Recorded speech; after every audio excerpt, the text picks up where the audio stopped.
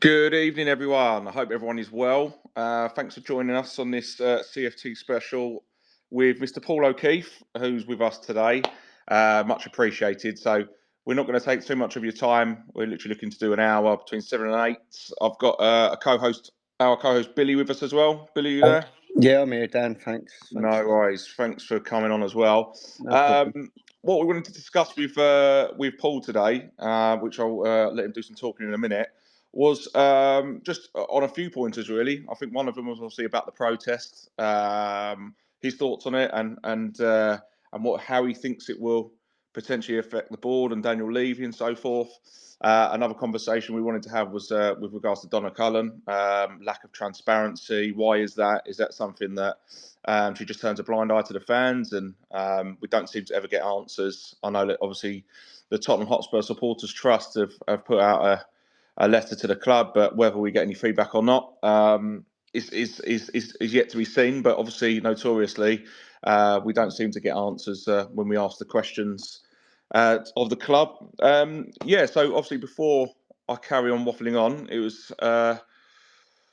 great to be able to introduce Paul to the space. Paul, you there? Yeah, hopefully you can hear me okay, mate.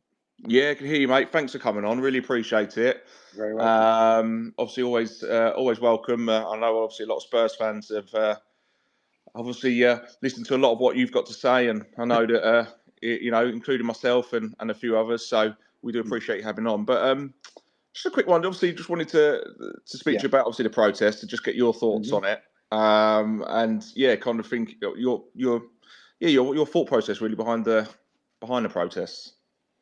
Well, I think Change for Spurs have actually achieved something already, haven't they? I mean, the sort of feeling in the last 6 months towards the board and towards the club and the way that they behave has definitely changed. I think there's more support now than in previous sort of times with regards to how the club operate and the sort of anti-ENIC and anti-Levy sentiment. I think fans have been sold a dream far too often. And I think now, this has really built up some momentum. So I think it's good. I think people need to have a voice. People need to be able to express their opinions. People need to be able to have conveyance with the club. Yeah. And I think, ultimately, we all appreciate that ENIC are a massive £1 billion organisation, so it's very difficult to sort of force change. But the only way that you can do that is to be disruptive. I mean, that's ultimately that's the only way that you get noticed. Yeah. And unfortunately, you don't want to be disruptive. You want to be able to have dialogue with the club. You want to be able to have an open relationship with them. But they just don't listen enough to sort of avoid that scenario where you have to have protests, you have to have people standing up and making a noise, because ultimately it's the only thing that sort of even registers on their radar, sort of thing. So I think it's a good thing. I think people should always have a voice. I think the problem that you've got is you've always had this split fan base where you haven't always had sort of full support. But I believe that the support is now more than it's ever been, to be fair. Yes, thanks. That's some great points there, Paul, you make. I think that obviously, we've spoken before on the club and what we think. Pretty much daily. Yeah, pretty much daily. Yeah, we have a conversation, me and you. So, but I think obviously you make some great points as well, Paul. Like, obviously, when you do speak, it is quite thorough and to the point, and you back it up with facts. I think. One thing I've always thought about Spurs under, especially the last few years, is kind of feels like a dictatorship to an extent. Like you do a protest, but they kind of. I think when we were looking at, the balloons that we did the first instance, that they were being stopped from going in, which was bizarre, and then they had the stewards popping them, which is a bit of a. I must say, I found that quite strange. I did, because I thought that actually, why would the balloons bother them too much? So obviously it has to have some sort of effect on them to be looking to do things like that. Yeah, it has an impact. Of course it does. I mean, ultimately, they don't want to be seen by millions of TV viewers around the world to be running somewhere that's full of discontent. And ultimately, the only way fans can do that is in the stadium or outside the stadium on match days or however. Now, with the other events, you have the opportunity to sort of affect those as well, if you like. So yeah, I mean, the stewarding and all that sort of stuff that's pretty normal. Most clubs want to try and hide that sort of thing from public view Yeah. because of the effect it can have with corporate sponsors and things like that. Right. So that's their reasoning behind it. Yeah. But they'll also feel from a board level, they feel, and this is where they're a bit tone deaf, is they'll feel that the Spurs fans are pretty much ungrateful Yeah, it's madness, isn't for it? where they've taken the club, Mm. and they can't see. The problem I see with the Tottenham board is that it's 24 years of the same people saying the same things to each other, same agreement, and basically just eventually agreeing with Daniel's way or the highway. And I think that's an issue for any company. If you have the same people in the same high level positions, just agreeing with each other all the time, then you're never going to see any change, are you? Because No. they believe what they're doing is the right way, and it's the only way they know. It's not like they can say we brought in X specialist from this football club or that football club. The only time they've done that is in roles that are more football related, not so much on the board side of it. So there's a disconnect between what they see as a reality and what fans see as a reality. Yeah.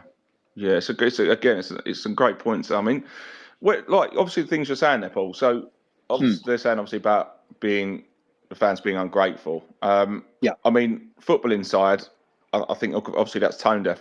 Again, their argument, but I think obviously there's a lot of fans that appreciate Levy, and everyone's open to their opinions and entitled to it. So we've got no problems with that whatsoever. But when it comes to obviously the football side, we all know the problems and the issues. But obviously the way they're saying we're tone deaf or ungrateful, I'd imagine, is the revenue streams, the revenue side. Is that what they're looking at more than the football side? Well, that they'll say that they took over a club at mid-table that were never in Europe, and under them they've been in Europe for X amount of years. Blah blah blah. They've built the stadium, they've improved the quality of the player, they've improved the quality of the squad management. They'll say all of that sort of stuff, and they'll say that that's been built over a period of their tenureship, 24 years or whatever, and that basically, oh, you should be grateful for what you inherited because we progressed the club. So, but then the way I look at it is not the clubs these days are quite fortunate to be in the position they're in because, particularly ENIC, because ENIC purchased Tottenham, and by whether it's luck or judgment, they got in at a time where football then had a boom with the Sky money that was invested in football and the whole TV deals and everything sort of really catapulted after their investment. So, if they were to rock up now trying to buy the club, there's no way they're going to get it for the sort of figures that they were getting the club for back in 24 years ago, because the money in football there. That's why I get annoyed when people say do a Leeds, do all this sort of stuff, and that really that'd be nigh on impossible for an incumbent of a football club to do now. Yeah. Because of the revenue streams that are available to them, and so I think they're sort of stuck in the dark ages with that sort of rhetoric, really. Yeah, and they kind of. Would you say they've in behind it slightly? Also, don't 100%, forget all the 100%. other extra bits of revenue we bring in for all the other Yeah, events as well.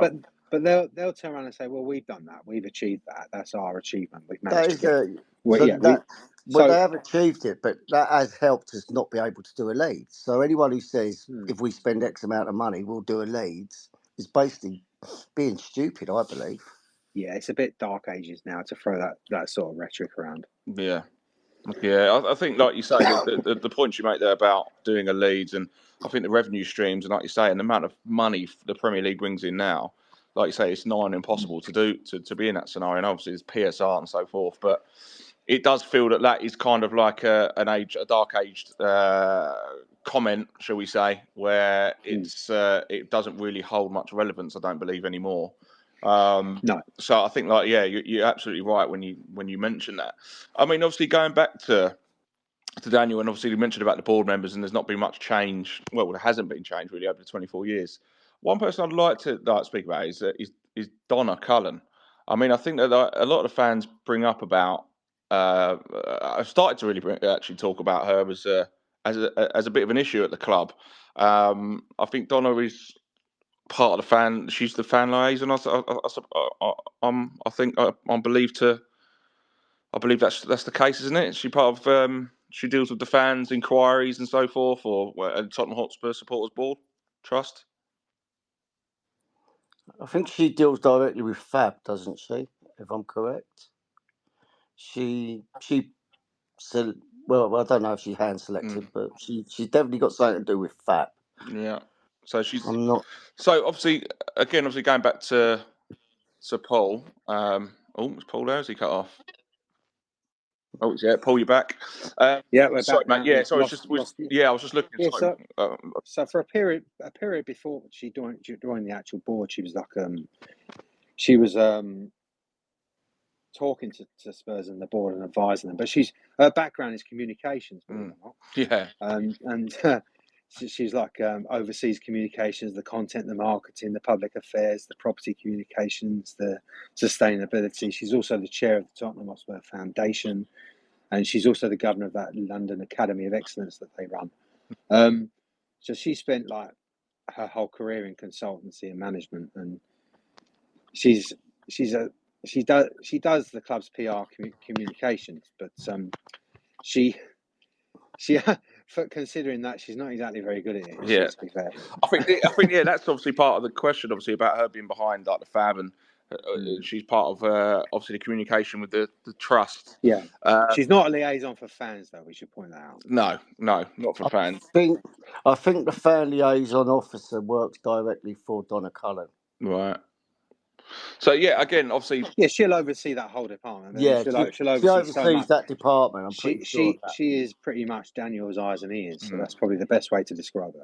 So why is it? Again, obviously, it's something that I don't believe the fans feel like they're entitled. Like, there's no entitlement here, in a sense of like, No. we're very important. But obviously, we're a huge part of the club, and like you say, I think we've seen banners and fans that football clubs are nothing without the fans. Why do you feel that they kind of avoid like the transparency? Really, they don't feel that they have to talk to the fans, to update them as such, or let them know. It's always very hush hush, isn't it? Which is another frustrating thing for myself included, but I'd imagine for the fans. Yeah, and that's they'll say it's it's confidential information and all that sort of stuff. They won't be able to divulge certain things. But you get a sit down or you get a message from the chairman once a year, which is normally written by her, signed off by him, and it's all very much polished and made sure that the right things are said. There's no actual like sort of proper meat on the bones, if you like. Yeah, It's no just meaning behind it. No, it's all corporate speak, and it's just fluff, to be quite honest with you. Yeah. But most clubs will operate in that manner, to be fair, because things can trip them up. Obviously, Daniel's famous quote at his fan group where he said, "We got our Tottenham back," and basically, yeah, we did, mate. We got the same Tottenham that you inherited, mid-table, and potentially out of Europe. So I'd say we potentially had some better players in that team he inherited. Well, that's probably a debate for another day, but they'll say that they propelled Tottenham into one of Europe's leading clubs, and the usual sort of spiel. Yeah, it's like you say, when you hear these things, and obviously the fans listening as well. Obviously, to be potentially thinking that we're ungrateful is quite a statement, isn't it? Really, when you can't see on the football, on the field, I know he'll talk about players and being in semi-finals and finals. I think fans will always look back to when we've had the opportunities. He's never been quite brave enough, and I think that's the right word for it. Brave, in a sense of you've had the opportunities, but you've decided not to take the risk. Yeah, we've taken the horse to water so many times, and then at the final hurdle, sort of when push comes to shove, they've never pressed the button, have they? No. And Daniel, can I quote one of your best sayings, Paul? Yeah, go on. Penny wise, pound foolish. Yeah, absolutely. Yeah, because although that Daniel gets all this credit for being such a smart businessman, if you look at some of the deals that he's done over the years, he's cost the club absolute fortunes in poor management and poor decisions. And as much as they say, yeah, we got this revenue stream, we got that revenue stream, that's no good if there's a hole in your bucket. Because essentially that they've got so many decisions wrong, particularly in the manager stakes. I mean, I don't know many clubs that burn through 16 managers in 24 years. No. I suppose now in modern football, it becomes more sort of a case of managers don't get the time But yeah, I mean the amount. I mean, I think it was only last year or the year before that they'd finished paying off Pochettino's compensation or something. It's just bizarre. Weren't they paying off Pochettino, Conte, and Jose all at the At same one time for a at price? one At stage, one point. at one stage, yeah. So they've made a lot of mistakes in terms of football management, and that's where you sort of say, well, yeah, because you've got the same people in the same office agreeing with each other on every single decision, and the football side of it has suffered as a result of that. I mean, we went into this season, I don't want to labour that point and talk about transfers, but we went into this season undercooked, as we do most seasons. Most seasons you can look back at Spurs squad and say they went into a season 2 to 3 players short, and that seems to be like a tradition at Tottenham. Yeah. The focus is, and the priority should be the football, but ultimately, if you was to put your hand on your heart and say, is ENIC's number one goal success on the football field? I don't believe anyone could say hand on heart that it is. Yeah. I totally agree with that. Yeah, I totally agree as well, Paul. And I think again, you mentioned about Daniel Levy and the transfer windows. And I think again, I can speak for a lot of the fans when we say the frustration has been a lot of the times is how the club's been left short. And we're going back years as well. We're not just saying like obviously this season. I think you mentioned. Yeah. I mean, one that always stands out for me. I always remember it because I remember I was at Nike Town, bizarrely, and I remember it flicked up on a screen. It was like Berbatov had been sold. I think it was on the 31st of August. I'm pretty sure it was the last kind of day of the window. Yeah. And then it said Fraser Campbell coming in on loan. Just remember, even then, looking at it and thinking, well, how's that going to work then? That's we've just lost one of the best strikers in the league, and we've signed no offence to Fraser, but a youngster that didn't have any kind of football credibility in the Premier League, and left us short. And I'm not kind of sure what he was thinking or what the thought process was behind it. And I think that's happening in a lot of the windows. And again, the reason why I mentioned that because I mentioned January now, it's just been gone. Obviously, Kevin Danso looks like a great signing. Until obviously we've got to give him some time. He's still a youngster, but we look at him and we go, well, we had Liverpool. I think I mentioned this last time. Obviously, not to keep going over it, but obviously as you're here, you might not have. You wasn't involved in that conversation, but it's probably our biggest game of the season for a long time. And we've signed 2 players 2 days before, and both have basically been thrown in. Where's the logic? And I think that's where we struggle as fans to understand. Yeah, I mean, they'll argue that those players weren't available earlier in the window. My argument against that would be where you had from August to sort of get these feelers out, get these communications going with players, get these deals lined up.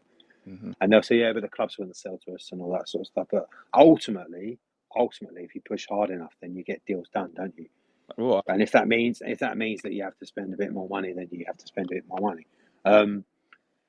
But yeah, yet again, we always hit the window late. We get our deals done 3-4 weeks after where we should have done, and you end up dropping points in the meantime. I mean, but prior to our signings, I think we'd lost every league game in the January transfer window. Yeah. So it's an Europe, inherent. I think you're right.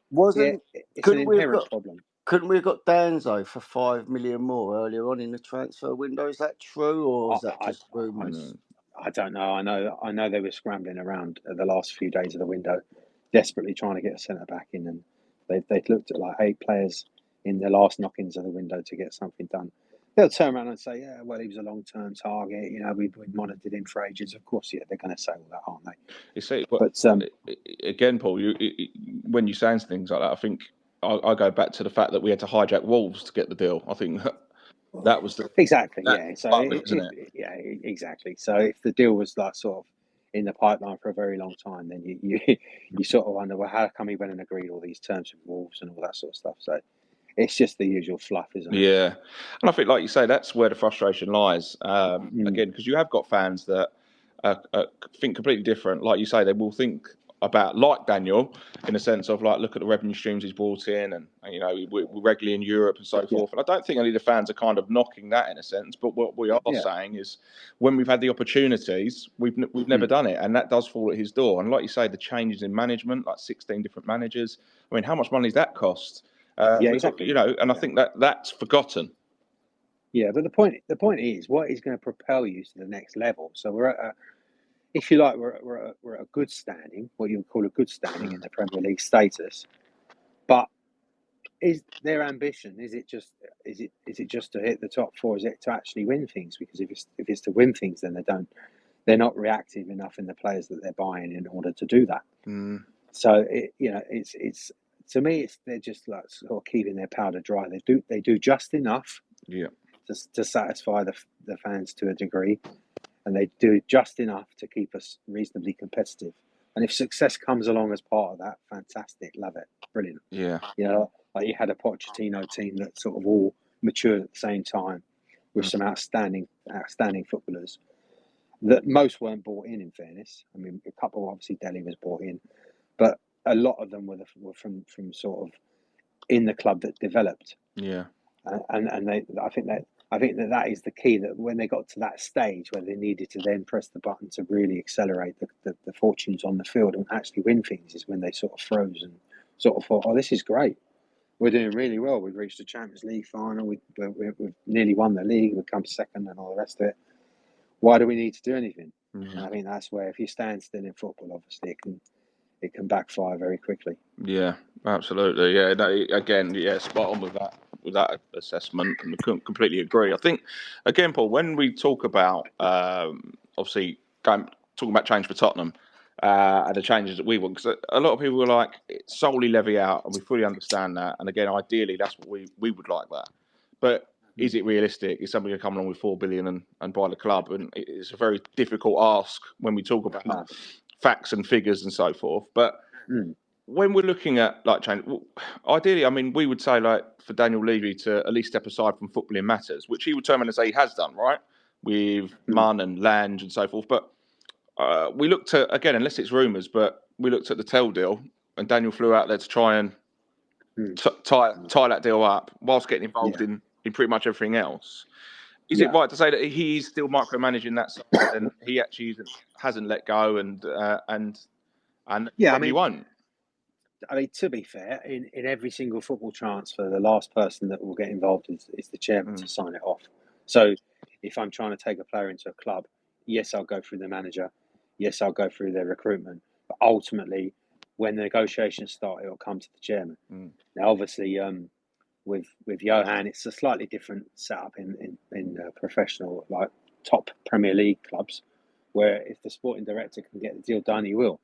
So it's not that unusual. However, for it to get out into the public domain that Daniel's gone over there, and then it looks like he couldn't seal the deal either, it's just a bit of an embarrassment.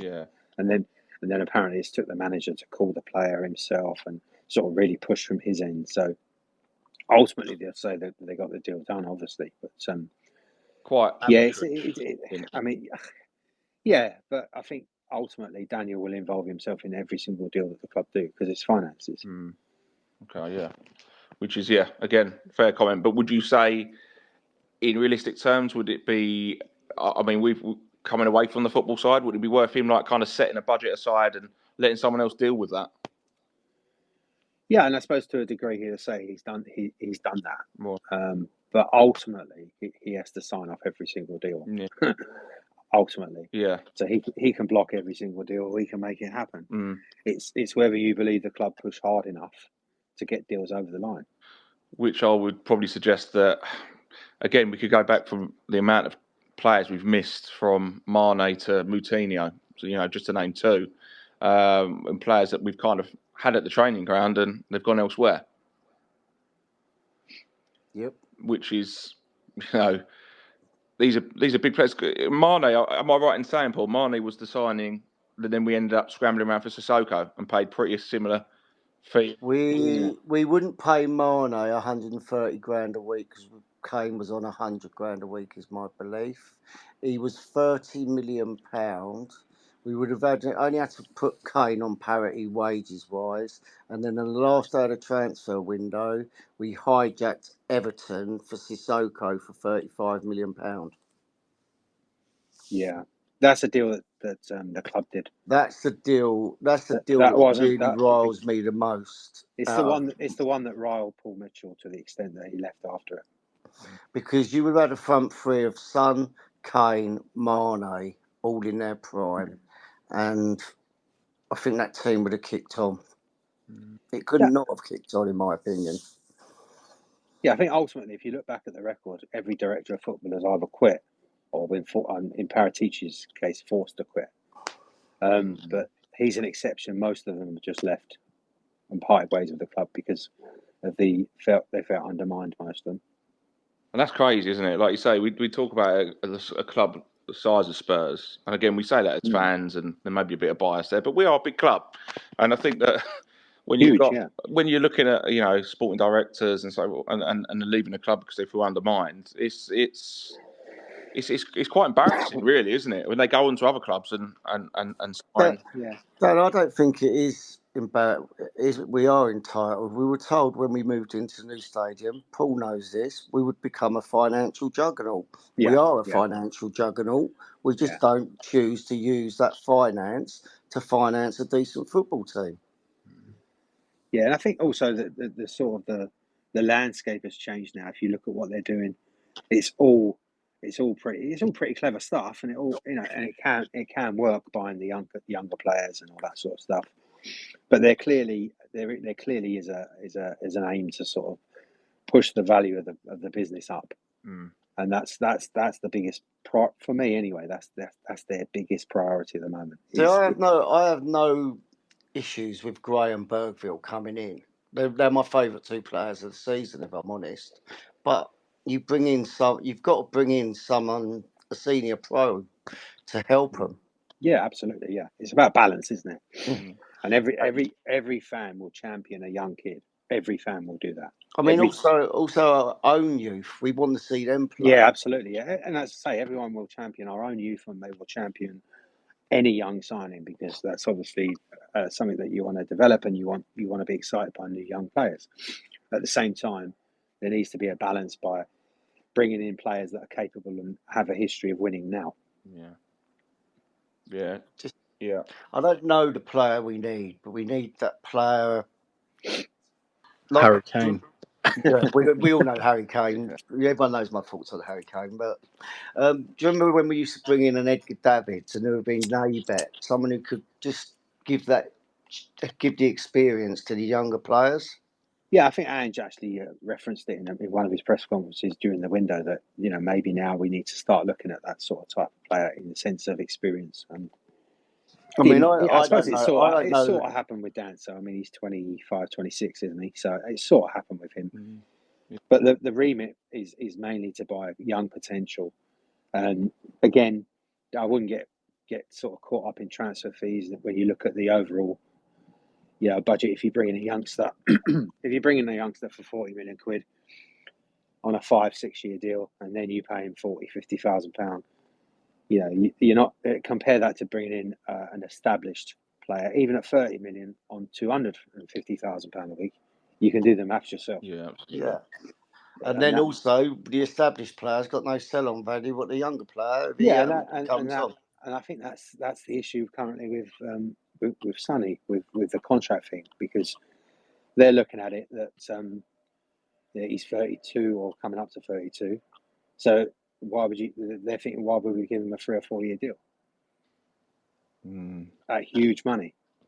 Yeah. The thing is, Son's been such a great servant. He's given the club everything. Yeah. Did the club reward him? Fans say they don't, do they? Because the amount of players that have done 10 years and don't even get a testimonial. So there is this inherent feeling that they're doing everyone a favour. Yeah. I don't know how you change that, because their mindset. The fact of it is, though, Son's doing the club a favour, really, isn't he? Well, he has done. He spent the twilight, the best part of his career at Tottenham, winning bugger all.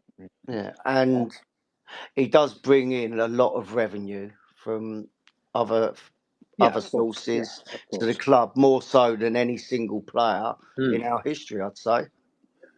Yeah, I'd estimate he's paid for himself about 5 times over. Yeah, absolutely. Yeah, I mean it's when you hear things like that, it's quite sad, isn't it? When you talk about like club legends and you'd put Sonny in that bracket without doubt. He's been a legend for Tottenham, and he has given up his best years. And to hear those conversations, it's quite it's a little bit disturbing, really, to say that they feel that they're doing us and players a favour. It's not the right attitude to have, and hence why we're here, I suppose, talking about it, because they aren't in. They kind of lost all touch with the fan base and sense of reality. Yeah, absolutely. You know, it is. It's bonkers, really. But obviously, before we go on to our next point, I just want to say, if anybody has any questions for Paul, we're here till 8 o'clock. Please send a request in, and I will add you on. But if not, if you're just happy to listen, that's fine. But if you do have any questions, just send us a request. I've got a quick question though, Dan. Go on, then, Jay. Yeah, go for it. Paul, in your belief, do you think that this Qatari sort of news that's being rumbled up conveniently after a protest and coming up to season tickets, there's any fruition in it? No, not at all. Do you remember it happened 2 years ago, Paul? I don't. Rumours. I think there's a bit of a misconception. I don't think the club feed this out. To be fair, I don't think it's something that they're not really doing. I think it just happens to be that it's an easy story to write. Yeah, you can. I mean, Tottenham have openly, they're not shy about saying they want investment. So it's not something that's hidden away. They want investors in the club. They will speak to anyone, obviously, but because it's about finances, it's about money. But I don't believe that they're pushing that particular rumor, because I don't think that's the sort of market they would be aiming for, to be honest with you. But that's just a personal opinion. I think it's far more likely that they go for something to do with the NFL to tie it in with an American investment. However, I've always said I'd take the oil money, but you know my feelings, Paul, very well. But considering we do have the NFL, and we know he does want the Super Bowl, I do believe that would be the route he would go down. American money. It's not what I want. I'm greedy. I want the oil money. I think we've paid our dues. Pay us back. The issue is there's no money in coming from America. That's the issue for them.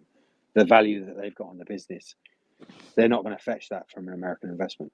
So that's a big problem for them, and that's why they're struggling so much with getting investment, because of the amount of money that they're asking for. Yeah, and I'll take that, Paul. That's part of the naming rights as well, I suppose. Why we have. Yeah, the naming rights is a weird one, because there's two ways to look at it. You could say that if you sold it blank as a blank canvas, then that gives the new owners the opportunity to get a really big investment, or a chunk back on their investment, sort of, by selling those rights. Well, but so obviously, if Spurs done a deal now, I don't know, for whatever, £50 million a year for 10 years, then and then you sell part of the club. How does that affect that deal? It's quite a complicated process. Wouldn't that be a bit like we've done the kit deal with Nike? We've sold it for $3 million a year. 10 million? Is it $3 million a year for 10 years? Yeah, but the numbers you're talking about here are massively higher in terms of selling the naming rights to the stadium. If it's got to be a brand that the new owners want to be associated with and all that sort of stuff, it's a much more complicated process. Okay, fair enough. Yeah, no, that's fair enough. And just go back, obviously, to the protest. I think we did ask it, but I can't remember. But I mean, what do you think Daniel's thoughts would have been about it? Would it have been a bit of a shock for him to see the amount of fans that actually turn up? Because I think usually it has, it has been tried in the past, but it's never kind of gathered pace like it did against Man United on Sunday. And I think that being outside the West Stand and where obviously a lot of the corporates and the boxes are, and people the entrance that they enter. I think that was maybe. I mean, even I was shocked being there just to see the amount of fans, and again, it was very respectful. There wasn't any kind of, any kind of bad behaviour, and everybody kind of stuck to the same thought process, I suppose, as singing the chants, but doing it in a way that was as respectful as it could be. Do you think it would have, probably taken him aback a bit? I suppose. I don't know whether necessarily. It does hurt him, obviously, because the man is ego driven. So, and he would have been totally mortified by it, in the sense that, again, his overwhelming thought would have been, how could they be so ungrateful? Look at what we've done for this football club. So, but he does not like it when the spotlight's on him. Yeah, that's a fact. People say, "Oh, he won't give a fuck." he does give a fuck. He does give a fuck about his reputation and how he's seen and portrayed. So yeah, he does give a fuck in that sense. Does he? He says I've got big shoulders. I take the abuse and all that sort of stuff. But yeah, it does. Of course, it affects him. It affects the name of the club. I've got a question. He's got big shoulders. He'd take the abuse. Do you reckon he'd sit down and do one of them AGMs he done earlier on in the season when we were doing okay now? The fans forum thing. Yeah. No, I think that's just the little crumb that they offer once a year. So, but then they cherry pick the audience. They cherry pick the questions. And they cherry pick the time when they do it. Yeah, everything is orchestrated. There's no way he would do it in the middle of people's discontent, is there? No. It's just something that they're sort of obligated themselves to do now once a year or whatever, whether it be by a letter from the chairman. Well, I mean, I apply every year to go in there, but I'm obviously never going to get cherry picks going. You're certainly not, Bill. You're certainly not. No. I do know, Dan, but I just have to. I have to apply. Well, just yeah. Even that 1%, I just think maybe they might just let me in. Yeah. So I can ask one awkward question, please. Maybe. If you change your name, maybe do that. No, I might have to do more than change my name, mate, in this day and age. It's. I mean, you've made some really good points tonight, and it's much appreciated, Paul. I'm going to bring some listeners in who are going to ask you some questions, if that's okay with yourself. Obviously, if there's anything you're not sure and you don't want to answer, obviously you don't have to. But I'm just going to get some of the listeners in now. So I think the first one is Max. I'm just going to add you in, Max. Hopefully you're there. Just connecting now, mate. Hopefully. Max, you there? Yeah, can you hear me? Yeah, how are you, buddy? Thanks for coming on. Good. Thanks for having me on. Max. You got? Yeah. So, quick question. Oh, yeah. Can you hear me? Yeah. Question for Paul. Yeah, for Paul. Yeah. Go for it, buddy. So it's really felt like since the last summer window with Højbjerg, well, no, I guess last summer, just the past year with Højbjerg, Dyer, Perisic, a lot of senior players leaving, wage bill has really been trimmed down. Yeah. And I was just wondering if you feel like that's just gearing up for a sale, or is it a situation of the younger players will slowly be kind of re-upped to a higher level as we kind of hang on to them? And I know Romero's kind of a big conversation as far as contracts. I don't know if they're just going to try to cash in on that one, or if you feel like, I guess just the wage bill is been a question mark for me since the kind of rebuild started. Yeah, I mean, there's been no doubt that the whole idea for the last sort of 18 months is to trim the fat, is to make it much more attractive for someone to purchase or invest in the club. You can't make any mistake about that. I mean, you look at the significant drop in the percentage of wages to turnover. Look at the players that have gone; they've all been the higher earners. So you're just left with sort of Sonny now at the club, who's sort of smashing the 200 barrier. So yeah, it's been a concerted effort to trim the fat, to reduce it. They've done it under the guise of, we want to build for the future. We want to buy young players, and we want to invest in them long term. And ultimately, it's about wages and saving money. Period. That's it. Yeah. And that's all because in the last 18 months, there's been a sea change in the sort of the attempt to get a sale and get other people invested in the business. And do you think that's anywhere close by, Paul? Do you think there's potential investment on the horizon, or? I don't think it's close at the moment, to be fair. Okay. They're still scouting around. Yeah, no, thanks for that. Thanks for your question, Max. Really appreciate it. Thanks, guys. Appreciate the time. No worries. Take care. Have a good evening. Next person up, I think it's been waiting a while. I think we've got Cameron, and then Spurs Cyprus will add you in. But Cameron, you're up next. I'm just going to add you in. Cameron, are you there? Cameron, you got unmute. Hello, guys. How are you? Yeah, good. Thanks, buddy. Thanks for waiting and coming on. So yeah, no problem. Space is yours. You got a question for Paul? It's not really, I would say, a question. It's just kind of an overview of everything. But I just want to say well done to all of you guys who organised that at Man United. I thought it was probably one of the best turnouts for a protest in a long time. Right, yeah. Trying to think with obviously the whole takeover and talks, after a protest, just before ticket renewal and all that. What's been going on with Amanda Staveley? Well, she is just a sort of a consultant and a sort of middle woman, if you like, with various investment groups. But from what I understand, that they're not particularly talking to her, and they don't they're not engaging in any formal talks with anyone that she's representing at the moment. Cool.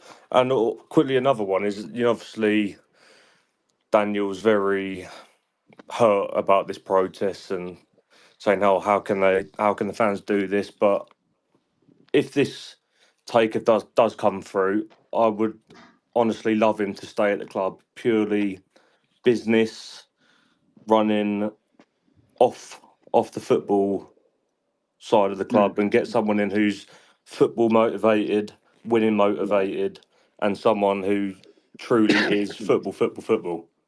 Yeah, I think, and this is just opinion, by the way. I think there is a sort of power struggle, if you like, at the top of Spurs, because as far as I understand it, ENIC are prepared to walk away sort of straight away. They would sell the club tomorrow. What's their valuation at the moment? The last I heard, it was somewhere between 3.5 and £4 billion. Yeah. And I think that they would sell up shop, walk away, and I think Daniel is the one that's sort of hanging on by the coattails, because obviously he owns a percentage of ENIC. ENIC owns a percentage of Tottenham, so there's a sort of bit of a wrangling there in that respect, in my opinion. And from what I gather, from what the talk is within football, is that he wants to stay on as sort of chairman and get himself a contract for like 10 years on X amount of money per year to stay. Well, that's the thing. Don't get me wrong. I'm completely leaving ENIC out, but I wouldn't mind him staying at the club purely on the business level. But also, I speak to a lot of the guys that I sit around with in the stadium, and it's all a lot of be careful what you wish for. But I'm only 22, so this is the worst I've seen it since I've been supporting Spurs. But how much worse can it get? Yeah, you make some fair points as well, Cameron, to be fair. So you make some good points, mate.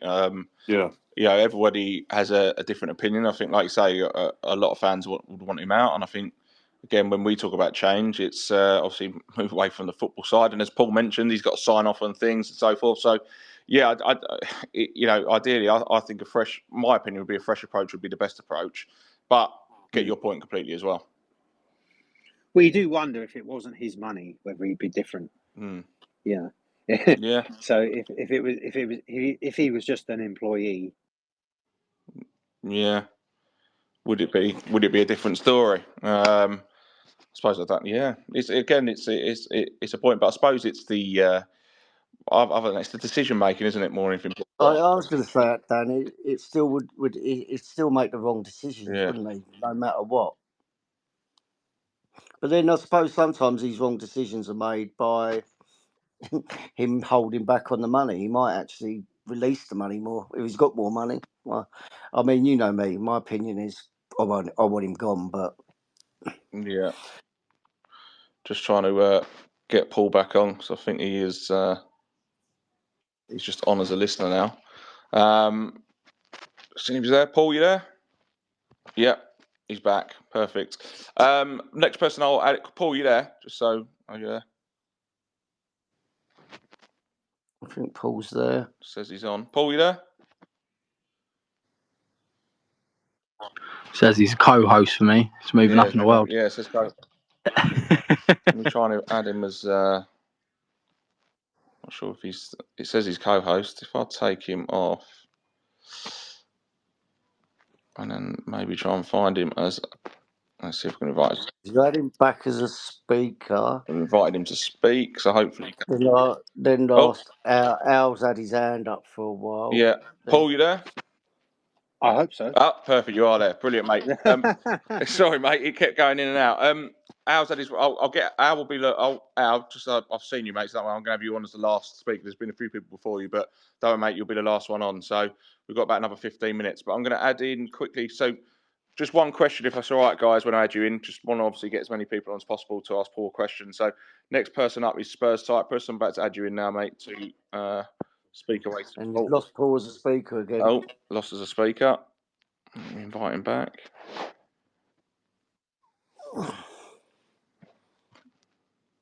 Oh, Spurs Cyprus, are you there, though? Yeah, hello, can you hear me? I can hear you, mate. I'm just trying to get Paul back, if I can.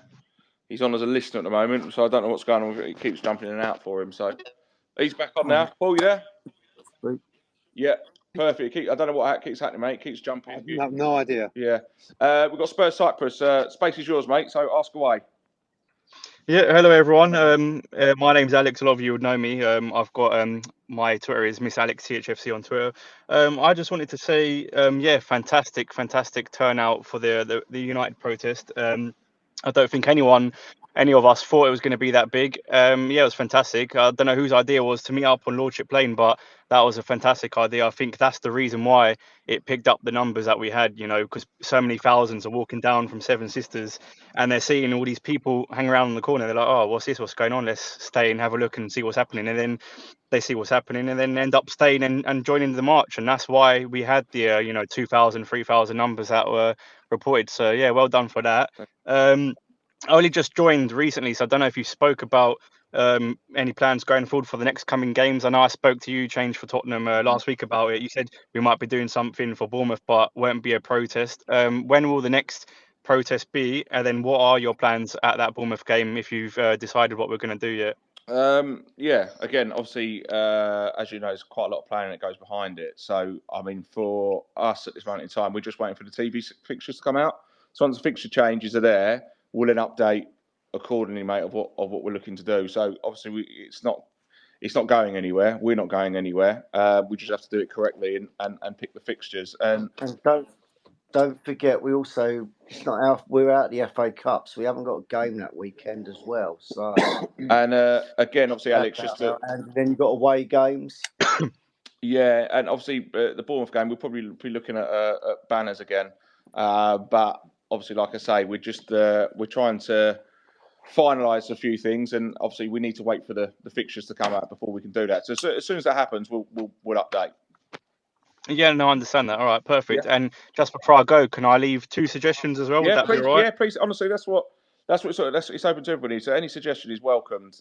Please remember that you're just as important as any other Spurs fan. CFT is just a group to report together as Spurs fans, and everybody listening anywhere else in the world, you're just as important as what we are, because without you guys, we haven't got a momentum, and that's all we're trying to do. We're all season ticket holders, we're all normal fans, and all we want to do is just bring a change to the mentality of our football club and do things correctly. So yeah, any suggestions welcome, mate.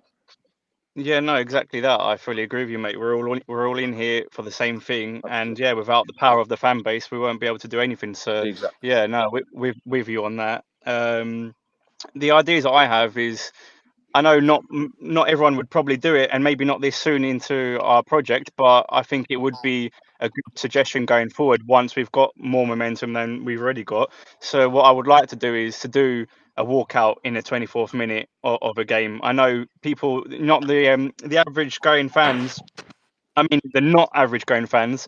So say your fans that don't go every week in, week out, like me and Jay and everyone else, they probably would not be up for doing that, because obviously they pay a lot for their ticket and their travel, and they don't go often like me and everyone else. So yeah, they wouldn't get involved. But I'm talking more on the season ticket holders sense. I'm talking to you guys. Would you be up for doing something like that? If I knew everyone else was on board and doing that, I'd happily do that. I know that Spurs have this thing in play where if you miss 3 home games, you're at risk of losing your season ticket, something like that. So Levy, he's already clamped down on something like that. He's not stupid. Yeah. He knows that Alex, a walkout doesn't affect that, because you've got in and you've scanned your Yeah, I know you've already scanned and your ticket's already paid for, but it still looks good on the telly.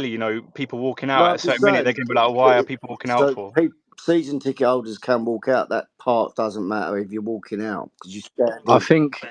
I think obviously, just jumping in quickly, the reason we haven't looked at doing that just yet is because you're talking you would need on a mass of upwards of 10,000 people to have an impact, and that's just on TV. Obviously, if you have 1,000 people doing it in a 62,000 seater stadium, it's not going to seem too much. But obviously, it's something definitely in the future that's possible. But it's just mobilising that amount of numbers. I think at the moment, as a group, we're just far off that. Oh yeah, that's why I said that's why I said further down. Down the line. We'd be open to anything. We'll look at anything, and obviously, sorry to speed you up. Obviously, if you got that second point, just I've got. I got my second one just before I shoot off. On, so my second one is to get, you know how you see the Madridsters in behind the goal, all in the white shirts. Mm-hmm. I was thinking if we could get something similar in that south stand, white shirts printed with Levy out in navy or black, I think that would go down well as well. That's my other suggestion. Yeah, I think we had another caller, a lady called Susie, called up on our last space, and she suggested that everyone wear like a yellow item. Isn't that why the scarves are being done by numerous different people? Potentially, yeah. Again, that's something. Yeah, we just need those scarves to be remade because on the bottom it says 1892 instead of 1882. The guy that printed it, he done it wrong. I think you'll find there'll be a lot of people making them scarves now. Yeah. Brilliant. Alex, really appreciate your points and coming on, mate. You made some good points. All right, thank you, mate. No worries. Cheers for that, and keep up the good work. Thank you very much. Have a great evening. Cheers, mate. You Take too. care. Bye-bye. So next person, obviously, we've got Paul here. So I know, obviously, wanting to speak about people wanting to speak about protests or ideas. We really appreciate it. Obviously, we will do spaces for that.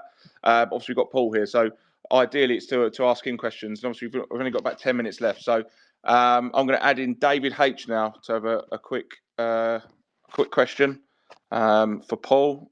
So I'm just going to add you in now, buddy. David, are you there? David, are you there? David? Hello, buddy. How are you? Good. How are you? Very well. Thanks for asking. Thanks for coming. Obviously, the space is yours. Obviously, feel free to ask Paul a question and go for it. Yeah, sure. So, Paul, I think a question for you is it's long been held that Levy is a great businessman, etc., and no doubt he has for himself. I'm just wondering why, and I'm speaking facts here only, in case Donna's listening, that the mainstream media has not focused on a few facts here. So Kieran Maguire, who's a respected academic on football finance, has said that a senior director has been paid and earned over £50 million since 2001. The fact that the last accounts, a senior director, even Levy, earned over 3 million bonus, and under what reasons would he have earned a bonus if his role as chairman of a football club and that reporting period saw 3 different first team coaches, didn't qualify for Europe in years, and the whole Paratici fiasco, which apparently he was warned about before he signed him up. And then there is, and I will choose my words very, very carefully here, is that at board level, you have to manage a thing called conflicts of interest risk, right? Yeah. So there was the investment in the renewable battery company, a company that was part of a group that at the time employed the son of a director. So in situations like that, and I know quite a bit about this, is that you have to manage your conflicts of interest here. And finally, when it was reported in the Times over the summer that the club was looking for investment, they said the report said investment in the first team, investment in the women's academy and the hotel.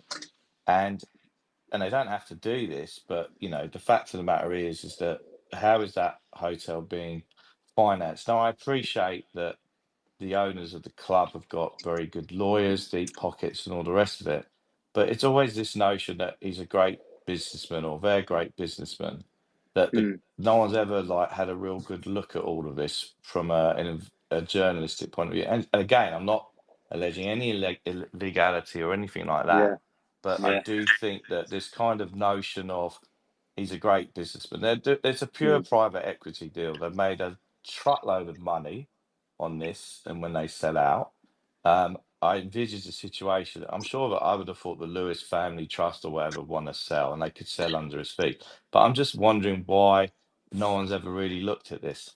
No, it's a point I've actually brought up with people previously as well. Someone really needs to sort of go through it with a fine tooth comb, and because they keep claiming that there's no profit or anything taken out of the club, or that doesn't make any sense when you look at the numbers of how much they generate, and it's something that I've called for off of sort of social platforms to people, saying someone really needs to take a deep delve into this, because none of it adds up. Like you say, the bonus thing. I mean, how does that operate? I know that he got a massive bonus for the stadium build, which he delivered late and over budget. So I'm not quite sure how the mechanics of that worked. So yeah, you're right. It's something that someone needs to be sort of on that and really investigate it properly. But someone far more educated in numbers and finance than myself, unfortunately. Yeah, I mean, because I'll just, the final point is, of course, he was paid over 3 million and they recorded a loss 2 Yeah. years running. Now, I'll tell you something, you have a public company and the Of course, CEOs, yeah. that would get shouted down at the AGM, right? Now, I know this Mm. is different, but I think it's this notion of the fact that he's a great businessman. I think ENIC have done very well for themselves. And there's so many subsidiaries, isn't there? There's like so many spin-offs from Tottenham. Yeah, but that's yeah. the typical structure that you have, where you've got one asset which is owned by one company. That is typical, and they don't have to disclose this, and they don't. No. Is that how the money is moved around within the structure? Again, I'm not alleging any illegality whatsoever. No. However, you've got to question the fact that, you know, when you see lines in the accounts like security for loans and things like that, and it may well be the assets of the club are being used as security for loans to fund other things, which again is legal and all the rest of it, but no one's ever really asked these questions ever. No. And everything is mortgaged against the name of THFC. Yes. Literally everything. Yeah. Sorry, Paul. Yeah, thanks, guys. Is it now? Thanks, Hotspur? David. We're not allowed to call ourselves anything else. Yeah, Tottenham Hotspur Football Club. Yeah, we're all Spurs. We can call ourselves Spurs. David, thanks for bringing that up, mate. It's, again, really, really good point there. That some points you make there. So, and some great information. So, yeah, thanks for coming on. It's much appreciated. Pleasure. Take care. Have a good evening. Cheers, Dave. I'm going to have one more speaker, Hayden. I'm going to get you on now, and then we'll let Al and Lyndon obviously have their points as well. So, Paul, just one more question, I think, and I think obviously Lyndon and Al, you can have your conversation, because I know obviously time is of the essence as well. So, all right, last question. I'm going to add you in now, Hayden. You're all good. Hayden, you there? Hi guys. Hello, mate. How are you? Yeah, not bad. Yourself? Yeah, good. Thank you. Thanks for on. Obviously, I know there's a little bit of a wait. It's obviously difficult always trying to get everybody on. So apologies that I absolutely didn't fine, get everyone mate. on. So, but thanks for waiting. So first of all, cracking job, the protest lads. Couldn't be there in person, but you know it's always good to see. Much appreciated. My question for Paul was just point blank: will Levy resign due to the fact that any of us can do? No. It's a simple answer. There, no way. No. Even fans have any impact on that. As much as I'd like to believe that, I don't think there's anything we can personally do, but we can only push for change. All you can do is make it uncomfortable. We can pressure it and put pressure in and make him feel uncomfortable. Yeah, and it's small wins as well, isn't it?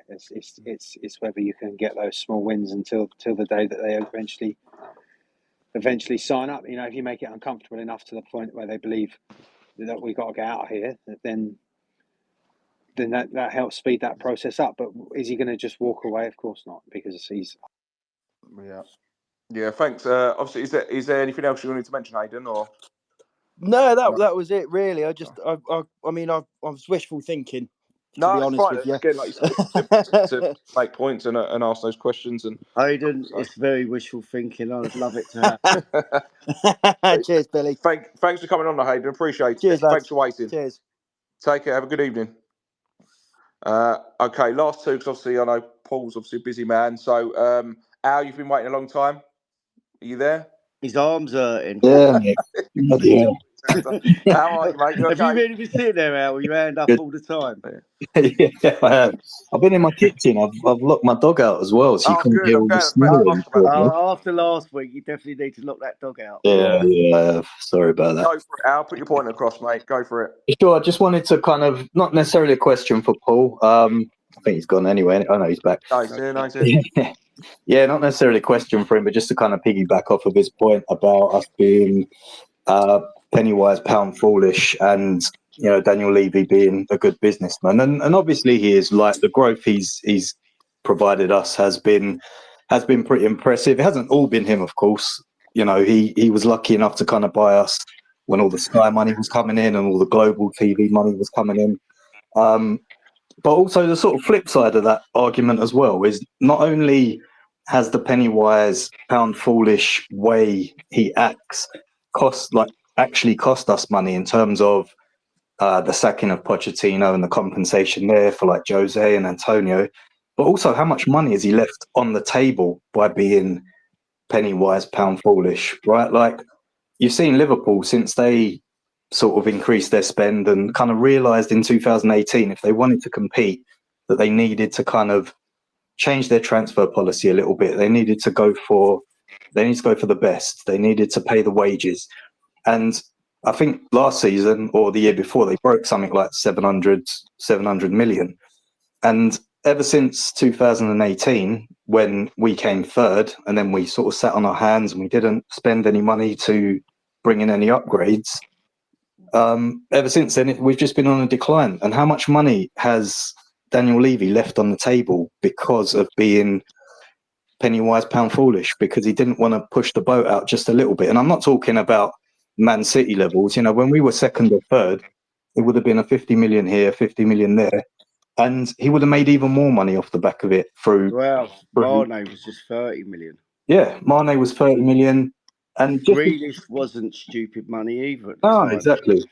But it's just, I'd estimate from 2018 to now, we've probably lost, I don't know, 500 million, $500 million, maybe even more, just because of the fact that we haven't been able to get that Champions League prize money. We haven't been able to get bigger commercial deals that come with that.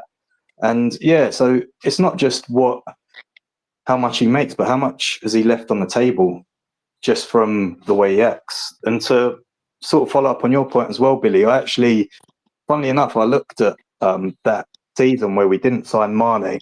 Wijnaldum was another one actually as well. And he was, wasn't he? I forgot about him. Yeah. Like I say, there's so many, you forget certain ones. Yeah, I mean, Wijnaldum's actually on record of saying, I had a really good conversation with Pochettino that season, but unfortunately we couldn't come to agreement with the clubs, and then Tottenham couldn't come to an agreement with Newcastle for the fee as well. And I looked at the wages that season, because they did both go to Liverpool. I believe they both went to Liverpool. But I mean, I think they both went for 120 grand a week, I think was their wages. I think so we both. So we only had to put Kane up 30 grand a week. We would have got both of them. Exactly. And I think we had that arbitrary sort of 100 grand a week cut off. And I looked at our wages from 2016, I believe, was the year that transfer window was. And from 2015 to 2016, our wage bill, I think, went up just 500 grand. And to buy Mane and Wijnaldum, just to give them that extra 20 grand, 30 grand a week, that would have cost us another 500 grand over the course of the year if you sort of extrapolate that difference out.